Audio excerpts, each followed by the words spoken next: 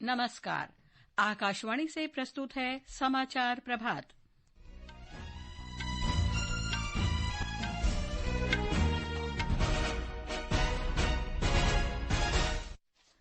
राष्ट्र आज 77वां स्वाधीनता दिवस मना रहा है।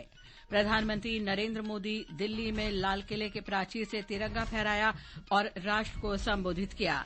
प्रधानमंत्री ने कहा, भारत के पास लोकतंत्र, सबसे अधिक कामकाजी लोगों की संख्या और विविधता की त्रिवेणी है, देश के हर स्वप्न को साकार करेगी। सरकार पारंपरिक कौशल रखने वालों के लिए अगले महीने विश्वकर्मा योजना शुरू करेगी। प्रधानमंत्री ने कहा, सरकार जन औषधि केंद्रों की संख्या 10,000 से बढ़ाकर 25,000 करेगी। और अजरबैजान के बाकू में फिडे शतरंज विश्व कप में grand master Vidit Gujrathi quarter final में पहुंचे।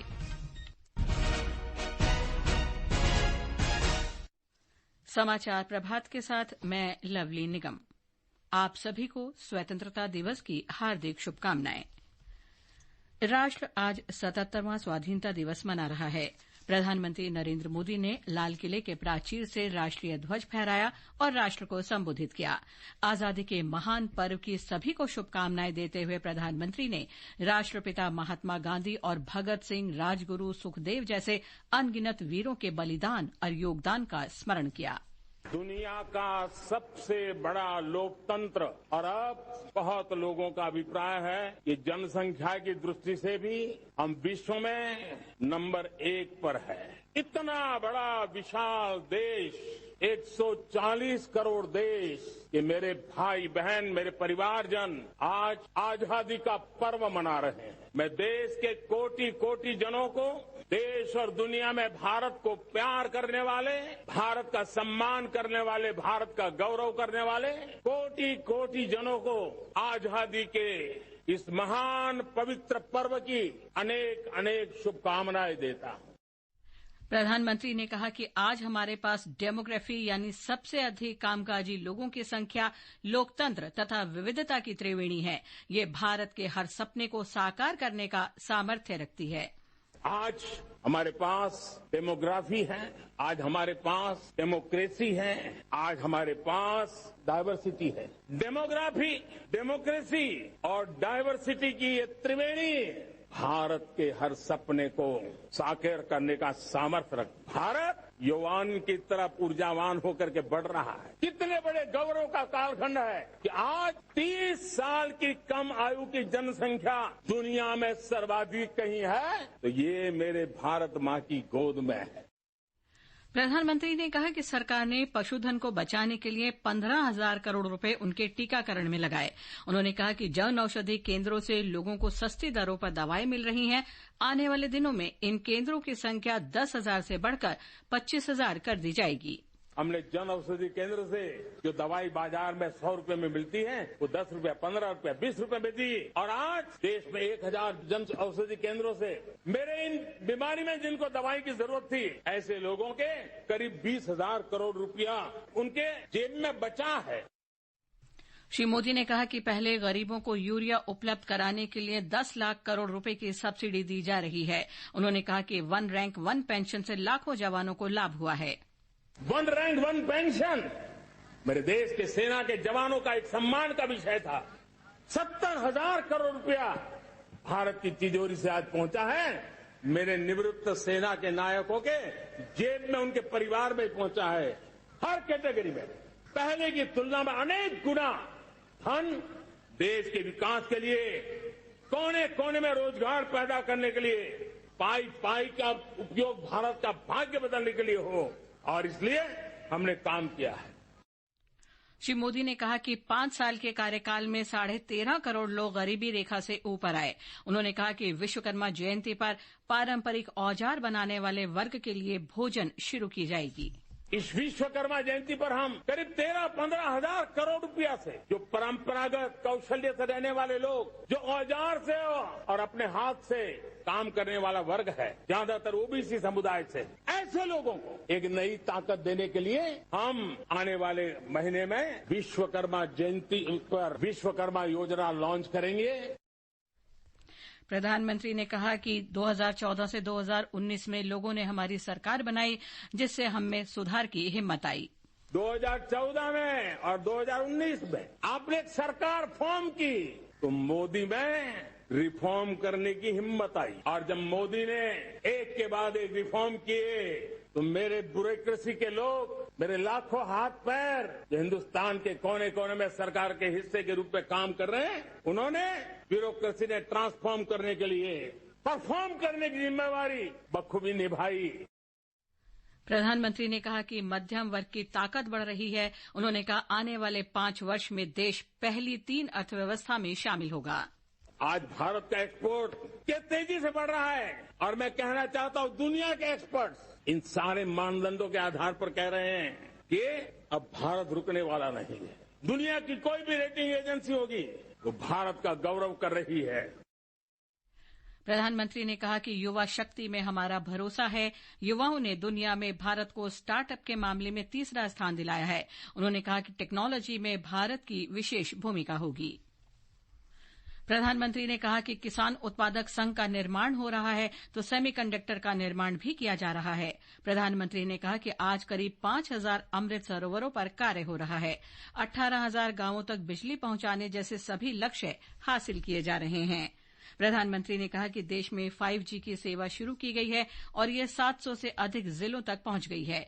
उन्होंने कहा कि अब 6G पर काम चल रहा है। प्रधानमंत्री ने कहा कि सरकार ने इथेनॉल में ब्लेंडिंग का काम लक्ष्य से पहले पूरा कर दिखाया है। प्रधानमंत्री ने कहा कि जब देश आर्थिक रूप से समृद्ध होता है तो देशवासियों का सामर्थ्य बढ़ता है।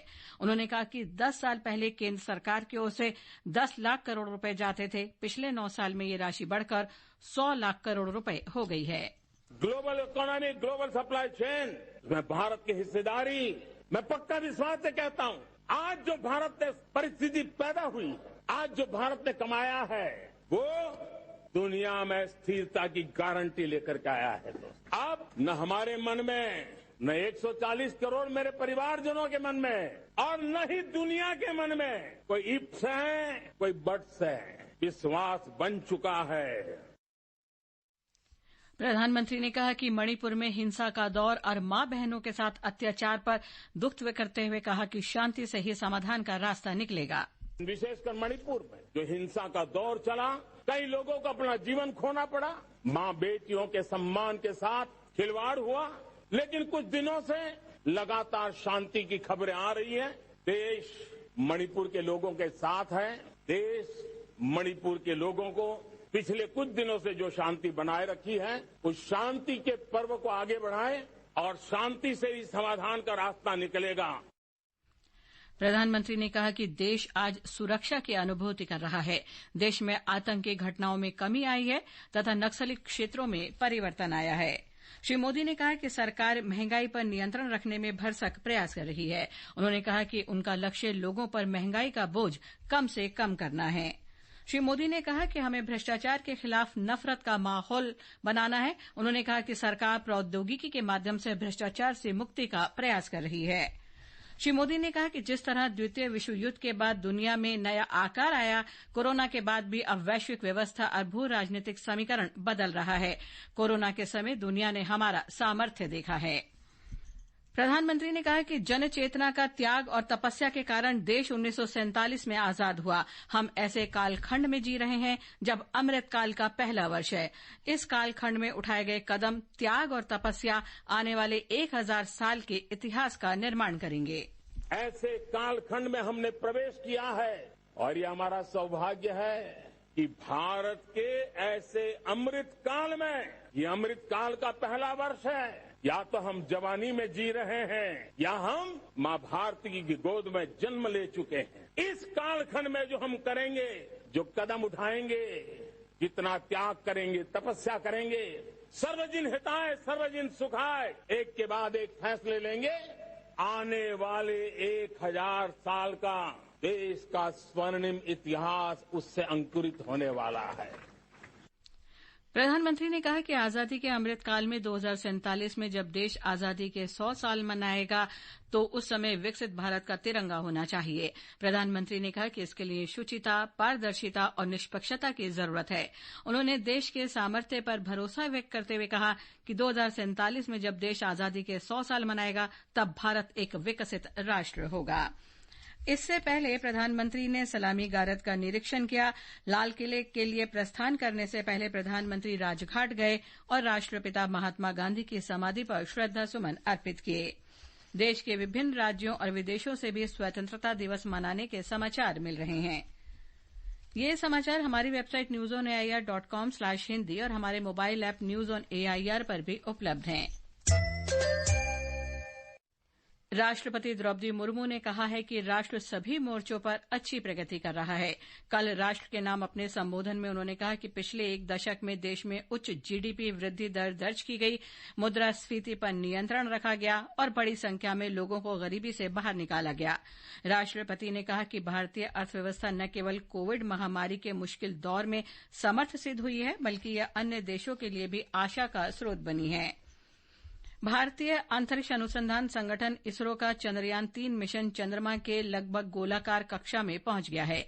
चंद्रमा के चारों ओर लंबी कक्षा में घूम रहे अंतरिक्ष यान को कल रात चंद्रमा के और करीब ले जाया गया।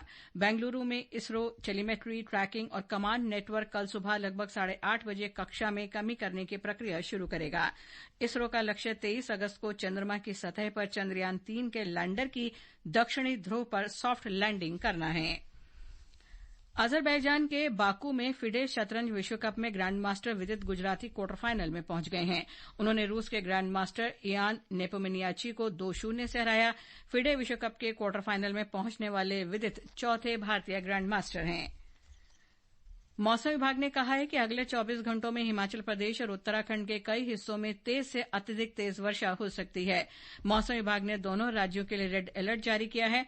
खराब मौसम और तीर्थयात्रियों की सुरक्षा को ध्यान में रखते हुए उत्तराखंड राज्य आपदा प्रबंधन प्राधिकरण ने 4 धाम यात्रा अस्थायी रूप से स्थगित कर दी है। और अब आज के समाचार पत्रों की सुर्खियों के साथ हैं मुकेश कुमार। धन्यवाद लवलीन। स्वतंत्रता दिवस के अवसर पर आज सभी अखबार 3 रंगों में आए हैं। राजस्थान पत्रिका ने मोटे अक्षरों में लिखा है, बोलो जय जयकार, उतारो भारत माता की आरती। विकास की तेज रफ्तार अगला दशक ही नहीं पूरी सदी भारत की होगी। दैनिक जागरण की पहली खबर है, स्वास्थ्य से संपन्नता, हर मोर्चे पर लिखी सफलता की कहानी। स्वाधीनता दिवस की पूर्व संध्या पर राष्ट्रपति के राष्ट्र के नाम संबोधन को सभी अखबारों ने प्रकाशित किया है। हिन्दुस्तान की सुर्खी है, राष्ट्रपति ने कहा, हमारी अर्थव्यवस्था विश्व के लिए आशा की किरण। अमर उजाला कहता है, प्रमुख भूमिका निभा रहा देश, चुनौतियों को अवसरों में बदला। प्रधानमंत्री के आज लाल किले के प्राचीर से होने वाले संबोधन पर जनसत्ता लिखता है, 36 कैमरों से मोदी के संबोधन का सीधा प्रसारण। अमर उजाला लिखता है, आज लाल किला पर लगातार 10वीं बार संबोधित करेंगे पीएम मोदी। पत्र कहता है, उनके दूसरे कार्यकाल का अंतिम संबोधन, बड़ी ऐलान पर टिकी निगाहें। हिन्दुस्तान की खबर है, टीवी समाचार के नियमन को नए दिशा निर्देश जल्द। आगे पत्र लिखता है, सुप्रीम कोर्ट ने संकेत दिया है कि टीवी चैनलों के लिए स्वनियमन प्रभावी होना चाहिए। अंत में मुख्य समाचार एक बार फिर। राष्ट्र आज 77वां स्वाधीनता दिवस मना रहा है। प्रधानमंत्री नरेंद्र मोदी ने दिल्ली में लाल किला के प्राचीर से तिरंगा फहराया और राष्ट्र को संबोधित किया। प्रधानमंत्री ने कहा, भारत के पास लोकतंत्र, सबसे अधिक कामकाजी लोगों की संख्या और विविधता की त्रिवेणी है, जो देश के हर स्वप्न को साकार करेगी। सरकार पारंपरिक कौशल रखने वालों के लिए अगले महीने विश्वकर्मा योजना शुरू करेगी। प्रधानमंत्री ने कहा, सरकार जन औषधि केंद्रों की संख्या 10,000 से बढ़ाकर 25,000 करेगी। और अजरबैजान के बाकू में फिडे शतरंज विश्व कप में ग्रैंड मास्टर विदित गुजराती क्वार्टर फाइनल में पहुंचे। इसके साथ ही समाचार प्रभात का ये अंक समाप्त हुआ। नमस्कार।